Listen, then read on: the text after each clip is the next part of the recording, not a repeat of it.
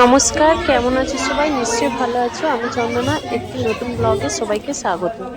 দেখো, এই ভিডিওটা দেখে বুঝতে পারছো কি ভিডিও দিতে চলেছি। এতটাই কুঁড়ে তো যাই হোক, চলো। দিনটা ছিল সরস্বতী পুজো, সেই মতো তো রেডি হয়ে বেরিয়েছি সকাল সকাল।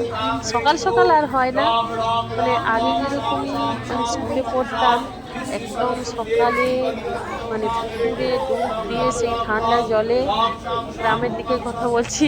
তারপরে গিয়ে পলিথিনটা নিয়ে ছুটতে ছুটতে ফুল গাছের গোড়ায় চলে যাব ফুল তুলে দেবো, দিয়ে তারপরে মায়ের আলমারি থেকে সব থেকে ভালো নতুন শাড়ি যেটা, সেই শাড়িটা পরে সাজগোজ করে স্কুলের দিকে রওনা দেবো। ওই দিনটা ছিল আমাদের কাছে স্বাধীন আর কি। এত আনন্দ হতো, মানে ওই দিনটার জন্য অপেক্ষা করে থাকতাম। স্কুলে পৌঁছে দাদা দিদিরা কি করছে দেখতাম, তারা কত কাজ করছে, ফুলের মালা গাঁথছে, ফল কাটছে। ওই কাজগুলো যেন আমাদের করতে ঠিক এরকমই মনে হতো, মানে আমরাই এতটাই আনন্দ পেতাম। তো যাই হোক, সেইভাবে ছেলের সঙ্গেও ওই রকম ভাবে বেরিয়ে পড়লাম। আজ সকালে তো যাওয়া হয় না, বিয়ে হয়ে গেছে, রান্না বান্না করে সংসারে কাজকর্ম করে রান্না বান্না কমপ্লিট করে তারপরে বেরিয়েছিলাম 9টা সাড়ে 9টার মধ্যে।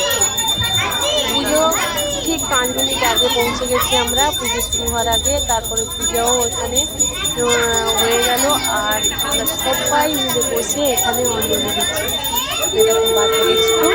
তো যাই হোক, বাচ্চাদের সঙ্গে বসে কি যে মজা হচ্ছে, মানে বাবুই ফিরিয়ে দিচ্ছে আমার সেই মানে আগের সেই ফেলে আসা দিনগুলোর কথা। এত ফিল করছি, এত ভালো লাগছে। অঞ্জলি দেওয়ার পরে তারপর খেতে বসে গেছি। দেখো, যেভাবে স্কুলে আমরা খেতে বসতাম, সেখানে আমরা মানে এত ছাত্রছাত্রী মেঝেতে বসতাম, আর এখানে একটু চেয়ার টেবিলের ব্যবস্থা করা। তো যাই হোক, এখানে খাওয়া দাওয়াটাও ভালো ছিল। খিচুড়ি ভোগ ছিল, আর বেগুনি ছিল, তারপরে আলুর দমও ছিল, চাটনি, মিষ্টি। খাওয়া দাওয়ার পর তারপরে এখানে আমরা কি ভিডিও ফটো তুলে নিচ্ছি। আগে তো আমাদের হাতে এরকমই ফোন থাকতো না। তো যাই হোক, সবাই মিলে এখানে ফটো আর ভিডিও তুলে নিলাম। আর ফিরে আসার সময় কুল কিনে নিয়েছিলাম, বাড়ি ফেরার সময় রাত্রে পুজো দেওয়ার পর মা ছেলে মিলে কুল খাচ্ছি। তো চলো, ভিডিওটা কেমন লাগলো, ভালো লাগলে কিন্তু একটা লাইক কমেন্ট করো।